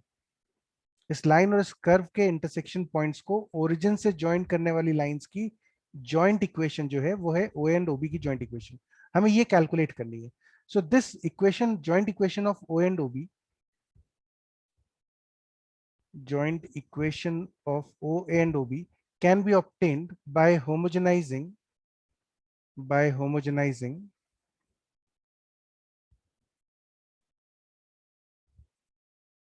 the curve with the line. And how do we homogenize this curve using the line? Homogenisation का बच्चों बहुत सीधा सा फंडा होता है कि ये जो कर्व था इसमें जो सेकंड डिग्री टर्म्स थे, देखो this is a degree 2 term, this is degree 2 term, this is degree 2 term. 2gx is not a homogeneous expression. Now ये 2gx जो ये डिग्री 1 का हो गया, तो 2gx की वजह से this equation is no longer a homogeneous equation. So what you have to do is x square plus b y square plus 2hxy, इन टर्म्स को तो मत छेड़िए, do not touch the second degree terms of this equation, but जो linear term था 2gx उसको 1 से multiply कर लीजिए, 2fy को 1 से मल्टीप्लाई कर लीजिए और कांस्टेंट टर्म को 1 स्क्वायर से मल्टीप्लाई कर लीजिए। मल्टीप्लाई 2gx विद 1, इसकी डिग्री इंक्रीज करनी है तो इसको 1 से मल्टीप्लाई करा, इसकी डिग्री भी 1 इंक्रीज करनी है, इसको भी 1 से मल्टीप्लाई करा, इसकी डिग्री 2 इंक्रीज करनी है तो 1 स्क्वायर से मल्टीप्लाई करा, and the value of 1 will be calculated from the line. जो लाइन थी उसकी हेल्प से 1 निकाल लीजिए। 1 की वैल्यू देखो कितनी आ जाएगी, minus times Lx plus my upon n। तो इन वैल्यूज को बच्चों जब आप यहाँ पे रख दोगे, इस इक्वेशन में रख दोगे, तो you'll get the joint equation of OA and OB. This process is called homogenization. अच्छा, ये काम क्यों कर रहा है? तो इसके पीछे लॉजिक समझ लो क्या होता है, उससे आसानी रहेगी आपको याद रखने में। द लॉजिक इज, ये बच्चों होमोजेनाइज करके मैंने यहाँ लिखा हुआ है ना, ये मतलब लिखा हुआ है यहाँ पे, this is how this homogeneous equation looks like. तो आप ये देखो ध्यान से कि Lx1 plus My1 upon minus n की वैल्यू 1 के बराबर होगी, क्योंकि x1 y1 point lies on the line L, the point A lies on the line L, A point line L के ऊपर है तो उसका कोऑर्डिनेट इसको सेटिस्फाई करेगा। तो ये इक्वेशन तो आएगी, ये तो सेटिस्फाई हो रहा है ना। इसके अलावा a x1 square plus b y1 square plus 2h x1 y1 plus 2g x1 plus 2f y1 plus c, ये भी 0 होगा, because x1 y1 also the point A also lies on the second degree curve. अब आप सोच के देखो, आपने ये जो इक्वेशन नंबर 3 लिखी हुई है, इक्वेशन नंबर 3, इक्वेशन नंबर 3 में the point A will satisfy this equation.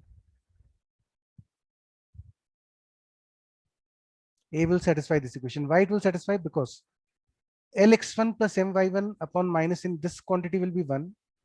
This will be 1, this will be 1। तो अब ये बन जाएगा ax1 square plus 2hx1 y1 plus by1 square plus 2gx1 into 1 plus 2fy1 into 1 plus c into 1 square equal to 0। And using the second equation कि ax1 square plus by1 square इसकी value 0 है, तो आप देख सकते हो x1 y1 will satisfy this equation. Similarly, the point B will also satisfy this equation. And also because this is a homogeneous equation of degree 2, this is a homogeneous equation of degree 2, so it will represent a pair of lines passing through the origin as well. ये origin से pass होने वाली lines को भी represent कर रहा है और A और B के कोऑर्डिनेट भी इसको satisfy कर रहे हैं। तो सोच के देखो ये किस चीज की इक्वेशन हुई? A line passing through origin joining the intersection point of the second degree curve and the straight line. First और सेकंड के इंटरसेक्शन पॉइंट्स को ओरिजिन से ज्वाइन करने वाली लाइन की जॉइंट इक्वेशन, ये बच्चों इस होमोजेनाइजेशन से आती है। This technique is called homogenization. कैसे करते हैं होमोजेनाइजेशन? आपके पास जो सेकंड डिग्री टर्म्स हैं कर्व के, उसको मत छेड़िएगा। 1 डिग्री टर्म्स जो हैं इनकी पावर बढ़ा दीजिए। 1 डिग्री टर्म्स की पावर 1 से इंक्रीज करनी है और कांस्टेंट टर्म की पावर 1 स्क्वायर करनी है। 1 की वैल्यू लाइन की हेल्प से कैलकुलेट होगी। तो let's take an example, example से और क्लैरिटी आ जाएगी इस चीज में।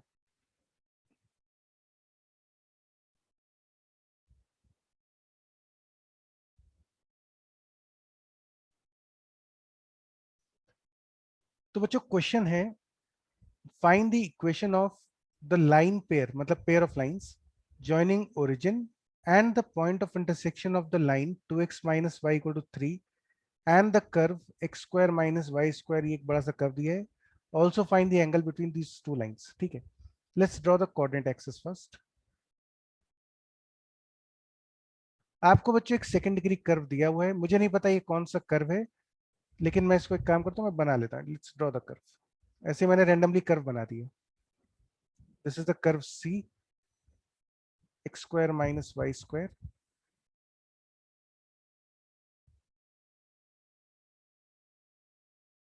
plus 18 equal to 0। ठीक है, now there is a line 2x minus y equal to 3।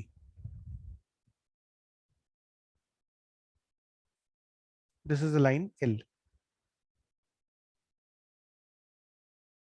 equation of the line is 2x minus y equal to 3।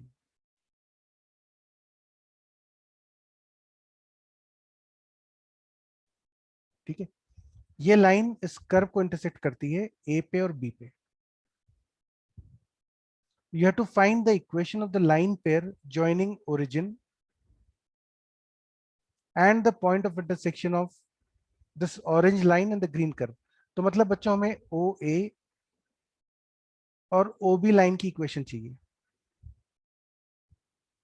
to find the equation of the line OA and OB, you also have to find the angle between these two lines। OA और OB के बीच में angle भी बताना है। ठीक है, चलो start करते हैं।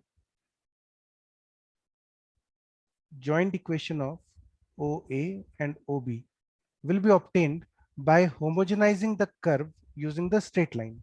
कैसे करेंगे होमोजेनाइज? सेकेंड डिग्री टर्म्स को मत छेड़िए, प्लस 3x इंटू, है ना बच्चों, इसकी डिग्री आपको 1 बढ़ानी है। 1 की वैल्यू कैसे निकालोगे? लाइन से। अब देखो इस लाइन को अगर आप ध्यान से देखें तो line L is 2x minus y equal to 3 which implies 2x minus y upon 3 equals to 1। तो 1 की वैल्यू मैंने लाइन से निकाल ली।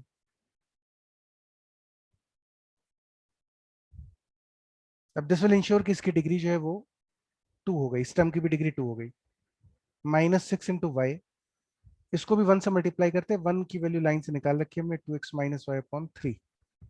अब देखो ये सारे कर्व्स अभी तक जितने भी टर्म्स हैं सब डिग्री 2 में हो गए, प्लस 18 टाइम्स, इसको बच्चों 1 स्क्वायर से मल्टीप्लाई करते हैं, अपॉन 3 का whole square equals to 0। Now if you simplify this expression, अब देखो यहां से what is the coefficient of x square? Coefficient of x square देख लो क्या क्या आता है, 1। यहां से आपके पास आएगा +2, इधर x स्क्वायर की टर्म नहीं आनी। यहाँ पे बच्चों आएगी 18 into 4x square upon 9। 18 into 4x square upon 9, 9 और 18 cancel, you get 8 plus 8, which is 11. Coefficient of y square, यहां से आपको मिलेगा -1,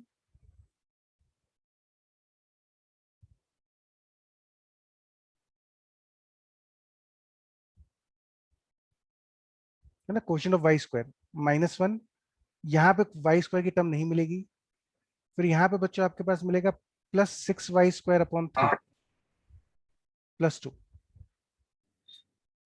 फिर यहाँ पे आपको मिलेगा 18 इंटू 1/9 +2 यानी कि 3, and then we look at the coefficient of x y. ध्यान से देखना, मैं बच्चों सिंप्लीफाई भी नहीं कर रहा, मतलब मैं इसमें एलसीएम लेके सिंप्लीफाई नहीं कर रहा हूँ, क्योंकि मुझे पता है होमोजीनियस इक्वेशन ऑफ डिग्री 2 जो होती है, the equation homogeneous equation of degree 2 will only contain x² y² and xy। तो इसलिए we are only looking at the coefficients of x² y² and xy, हम पूरा सिंप्लीफाई नहीं कर रहे इसको। So the coefficient of xy becomes -1 यहाँ से, फिर इधर आएगा -3xy/3 -1, यहाँ पे आएगा -12xy/3 -4, यहाँ पे बच्चों आएगा आपके पास 2x - y whole square gives you -4xy/9, and this gives you -8, so that will be -14. So therefore the joint equation of the line becomes ax square minus 14xy plus 3y square equal to 0, which is the answer. Now once you get this equation, angle between the lines tan theta will be 2 times root of h square minus ab upon a plus b, which is 2 times root of, यहाँ पे बच्चों देखिएगा h की value जो होगी that will be -7, 2h होता है ना, 2hxy, तो 2h is -14, so this will be -7 whole square minus ab, a मतलब x square कोशेंट, b मतलब y square quotient, upon a plus b, which is यहाँ पे आ जाएगा 49 minus 13 33 16, 16 का root is 4, 4 into 2 is 8, which will be same as 4/7. So therefore the value of theta becomes tan inverse 4/7. ये तो खैर बिल्कुल direct question आ गया था, this was a direct question. Generally जो क्वेश्चंस मिलते हैं होमोजेनाइजेशन पे वो इनडायरेक्ट होते हैं। अ टिपिकल इनडायरेक्ट प्रॉब्लम जो आपको बाकी चैप्टर्स में मिलेगा that is something like this, all chords of the curve 3x square minus y square minus 2x plus 4y equal to 0। तो बच्चों ये कोई भी हमको कर्व दिया हुआ है ना, लेट्स से हम कर्व को बना देते हैं, रैंडमली एक कर्व बना दिया, कर्व सी,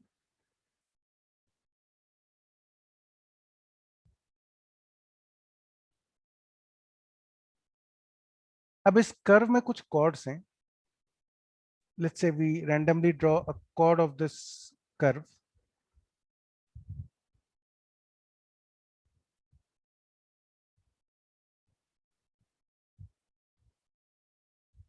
हमने एक कॉर्ड बना दिया, इस पे अलग कलर से बना देते हैं, draw a chord to this curve, let's say this chord is AB, आपको गिवन है कि AB subtends a right angle at origin, मतलब आपको दिया हुआ है कि OA, ये बच्चों फिगर ठीक से बना नहीं, तो let me draw the figure जिससे क्लैरिटी आ जाए आपको एक बार, जस्ट रीड्रॉ दिस फिगर है।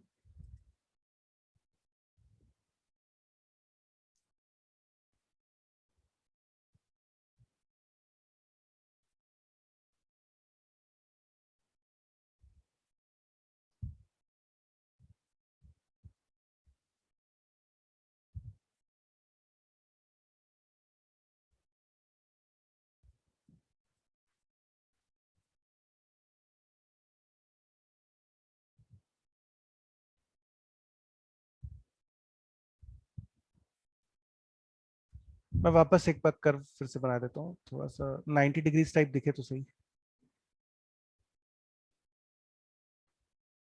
तो बच्चों ये एक मैंने आपके लिए कैसे कर्व बना दिया, लेट्स ड्रॉ दिस कर्व, है ना, एक ऐसा कर्व है।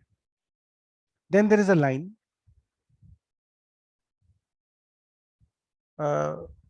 फिर से गड़बड़ हो गई थोड़ी सी।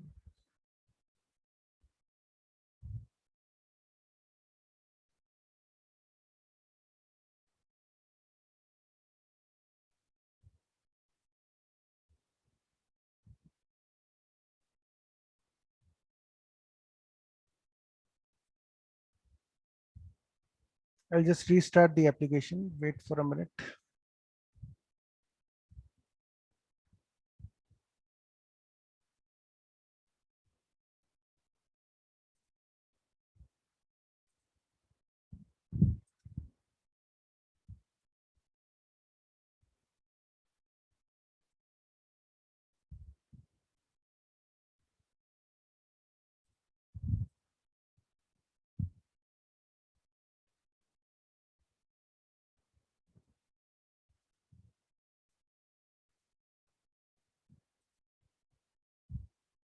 चलो जल्दी जल्दी बनाए इसको फिगर को। आई आई अज्यूम कि आप लोग को बच्चों सबको स्क्रीन दिख रहा होगा, मतलब है ना, शेयर कर दिया शायद स्क्रीन मैंने।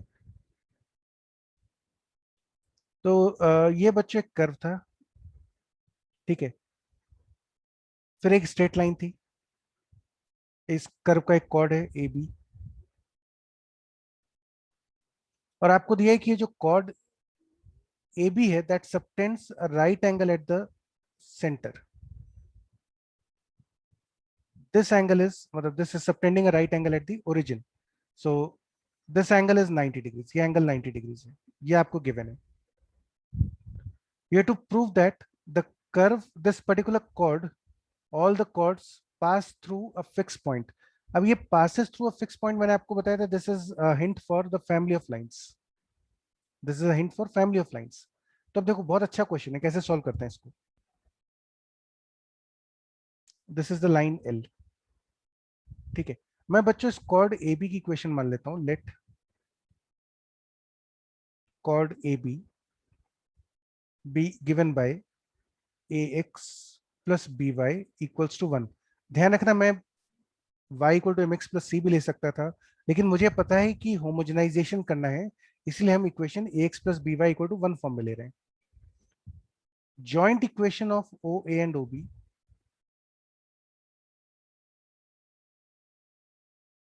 will be obtained by homogenizing the curve with the help of the line L। तो इसको बच्चों आप लिख सकते हैं 3x square minus y square minus 2x into 1 की जगह हम लिख रहे हैं a x plus b y plus 4y into 1 की जगह रखते हैं a x plus b y equals to 0। Now this gives you the coefficient of x square is 3 minus 2a.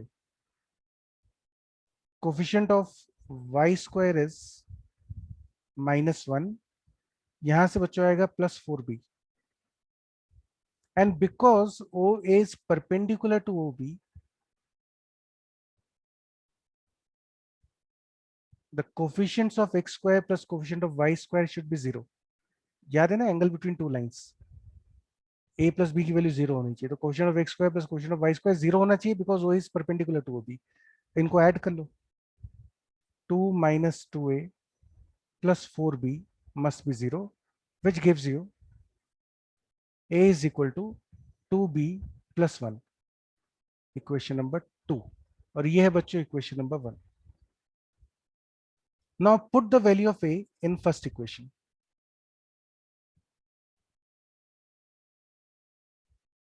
So therefore the line L becomes 2b plus 1 into x plus by equal to 1। और इसको बच्चों आप लिख सकते हैं x minus 1 plus b times 2x plus y equals to 0। Now this is of the form L1 plus lambda L2 equal to 0। ये जो equation है, this is of the form L1 plus lambda L2 equal to 0, and therefore L passes through the intersection of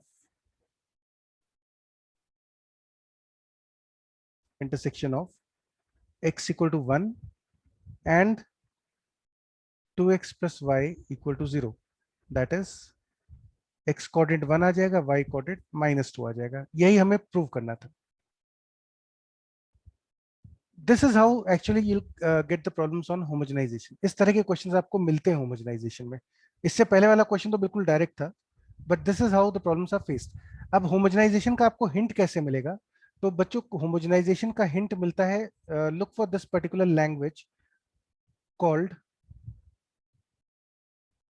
कि subtends an angle theta at origin.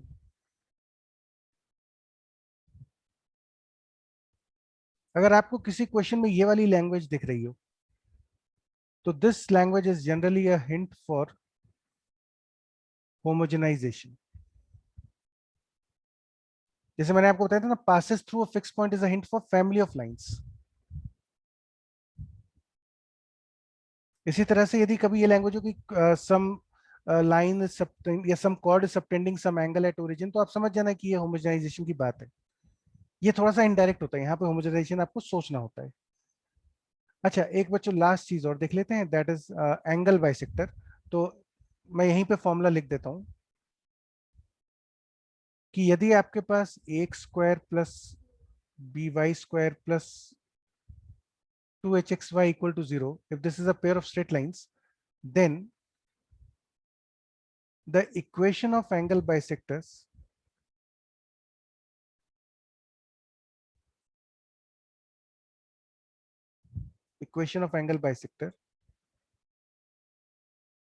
is x square minus y square upon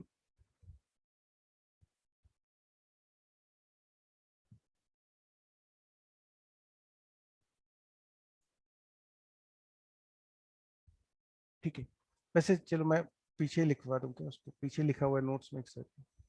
हाँ बच्चों, ये कर लो यार, learn this as a formula. इसी को याद कर लो यहाँ पे. This is the angle bisector formula है ना, यहीं पे लिख देता हूँ मैं इसको. इसमें जो एक इंपॉर्टेंट चीज मैं बताना चाह रहा हूँ वो ये है कि ये जो बच्चों इक्वेशन होती है ना होमोजेनियस इक्वेशन के लिए, तो ये फॉर्मूला है x square minus y square upon a minus b equal to x y upon h. अगर होमोजेनियस इक्वेशन ना हो तब आप क्या करोगे, तब ये इक्वेशन कैसे लिखते हो? तो वो जेई मेंस में नहीं पूछेंगे आपसे, एडवांस में पूछते हैं. लेकिन फिर भी मैं बता देता हूँ आपको. What you have to do is, यदि आपको a x square plus b y square plus 2hxy plus 2gx plus 2fy plus c equal to 0, अगर आपको इसके लिए एंगल बाइसेक्टर्स की इक्वेशन लिखनी है तो आप कैसे लिखोगे? Step 1, find the point of intersection of the lines.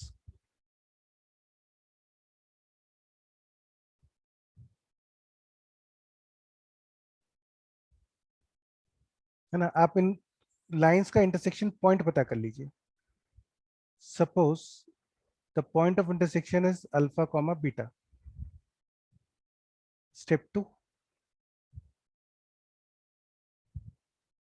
Put x is equal to x minus alpha, y is equal to y minus beta. जो भी इंटरसेक्शन पॉइंट आता है, तो x को कैपिटल x को मान लीजिए x minus alpha, capital y को मान लीजिए y minus beta. Now this is nothing but shifting of origin. We are shifting origin to the point of intersection alpha comma beta. उससे क्या होगा, ये इक्वेशन होमोजेनियस इक्वेशन बन जाएगी, हालांकि आपको लिखना नहीं है. Step 3, joint equation of angle bisectors is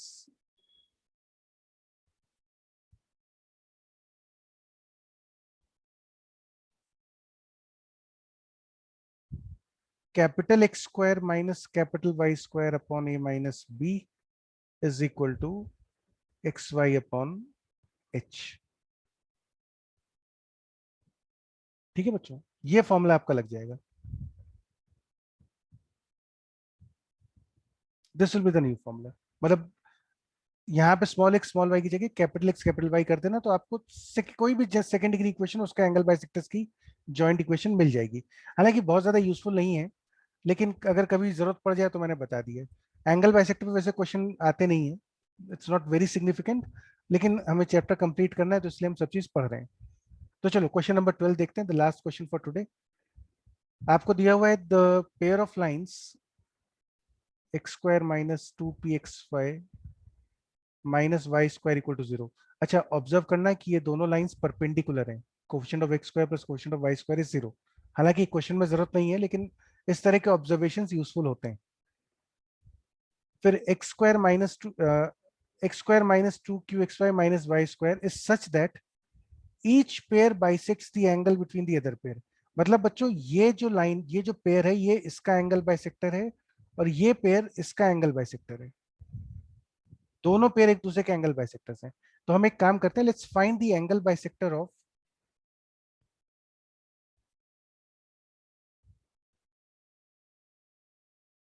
angle bisectors of this first pair. This will be x square minus y square upon a minus b is equal to xy upon h. ध्यान रखिएगा 2h(xy) है ना, तो minus two P नहीं करना है। This gives you x square minus y square is equal to minus 2xy upon p, and this is x square plus 2xy upon p minus y square equal to 0। तो इस pair का angle bisector ये आता है, ठीक है। लेकिन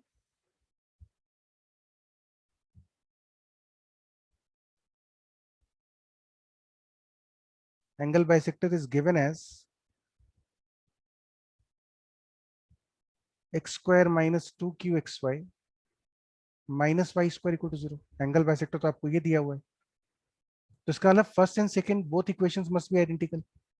तो compare the coefficients, you get 1 upon 1 x square coefficient is equal to 2 upon p upon minus 2q should be equal to minus 1 upon minus 1. Therefore, using any of the equations, first, second, or second, third, you will get pq is equal to minus 1.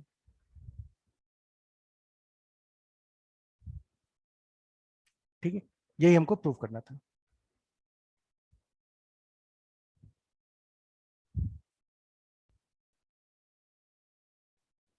तो चलो बच्चों, फिर with this we complete this entire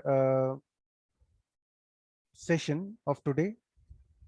इसको complete करते हैं, और आपका ये पेयर ऑफ लाइंस वाला पार्ट भी खत्म हो गया, लोकस भी कंप्लीट हो गया। तो इस पे क्वेश्चंस थोड़ा सा कर लेना। मॉड्यूल उसमें जो आपको असाइनमेंट शीट दिया था, उसमें you will be having the questions on pair of straight lines. बहुत ज्यादा क्वेश्चन नहीं आते मेंस में दोनों पार्ट्स में, लेकिन ठीक है, अगर क्वेश्चन आएगा तो that would be on the tougher side for the other student जिन लोग का पढ़ा हुआ नहीं है। तो इसलिए इस पर प्रैक्टिस अच्छे से कर लेना। ये रैंक में आपको इम्प्रूव, फॉर रैंक इंप्रूवमेंट में बेनिफिशियल है दोनों पार्ट्स, ठीक है। नेक्स्ट क्लास में will be starting with circles. तो आप तब तक इसको असाइनमेंट को कंप्लीट कर लीजिए। थर्सडे को क्लास होगी हमारी, तो उसमें हम सर्कल्स की थ्योरी कंप्लीट करेंगे पहले, ठीक है। तो आप तब तक, in the mean time, you should complete the assignments properly of the chapter. अभी तक का पूरा काम भी बच्चों कंप्लीट रखना, बैकलॉग वगैरह मत रखिएगा, ठीक है। तो चलो guys, we take care and will meet on Thursday now.